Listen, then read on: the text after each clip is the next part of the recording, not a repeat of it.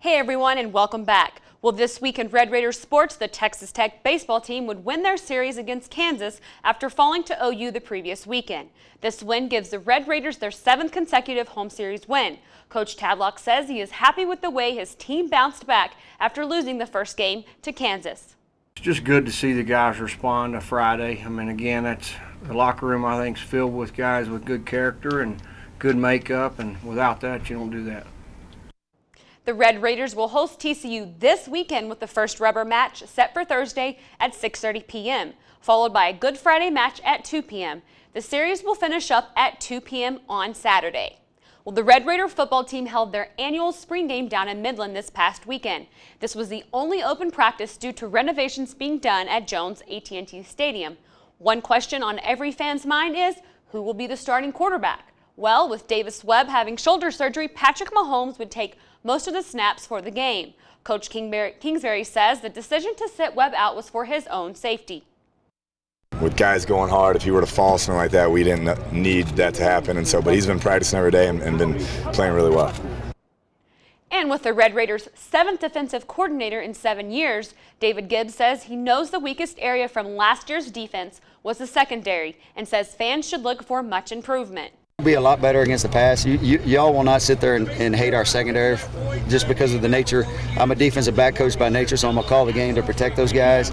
They're getting better every day. Are they good enough right now? No. If we played a game today, Coach Kingsbury scored 50 points on us. We want that chip on our shoulder where, okay, we want everybody to think we'll run over team, we'll run over D-line, but with Coach Gibbs and with Coach Smith handling the defensive line, it's just a whole different mentality, and we all coming out attacking.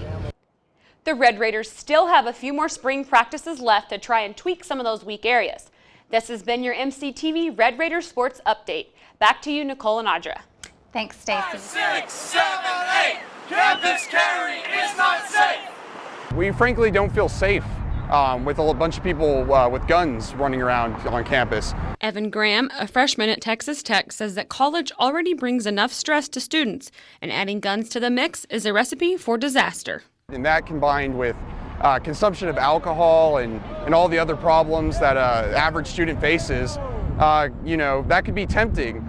The Tech student Democrats are hoping that their voices are heard to make sure signs like these remain permanent on the Texas Tech campus. We won't take it anymore. Texas Tech Police Chief Ron Seacrest says that his officers will follow the law no matter what their opinion is, but says he does have some concerns about the way situations may be handled if something like an active shooter on campus should occur.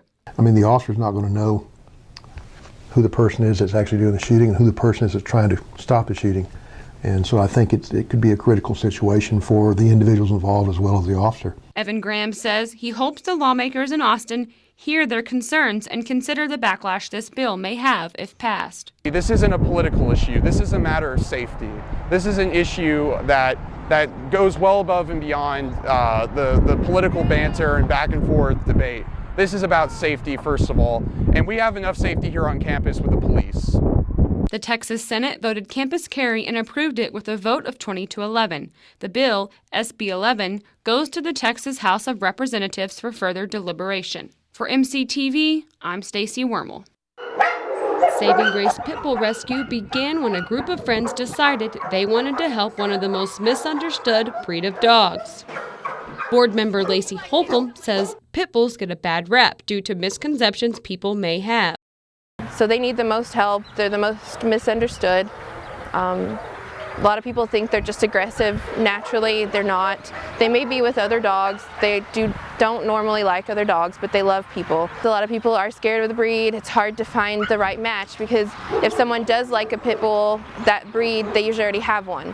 And so a lot of our dogs need a home where there's not already another dog. And a lot of people aren't willing to make that adjustment where you have to keep them separated. Emily Mize has been a volunteer at the shelter for over a year now and says after her first time at the shelter, all the misconceptions she had went away.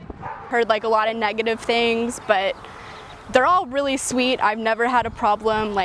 They all seem like really great dogs and they're all happy and friendly. They're not mean.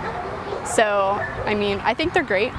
Saving Grace has a strict adoption policy, and Lacey Holcomb says Anyone looking to adopt should know how much work and time a pit bull really is. We do adoptions at PetSmart, and if someone walks in and is just like, I want that dog, that doesn't make us feel good, really.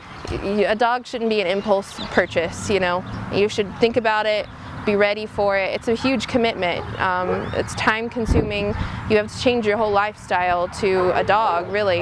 A pit bull is so powerful, and it's not just an average dog that you can just leave at home for hours on end. They need interaction, they want human attention. So it's a big responsibility, and we don't want people to do it on a whim. Saving Grace Pit Bull Rescue will be having an adoption the weekend of Valentine's at PetSmart located in Lubbock. Cookie is one of the dogs that will be up for adoption.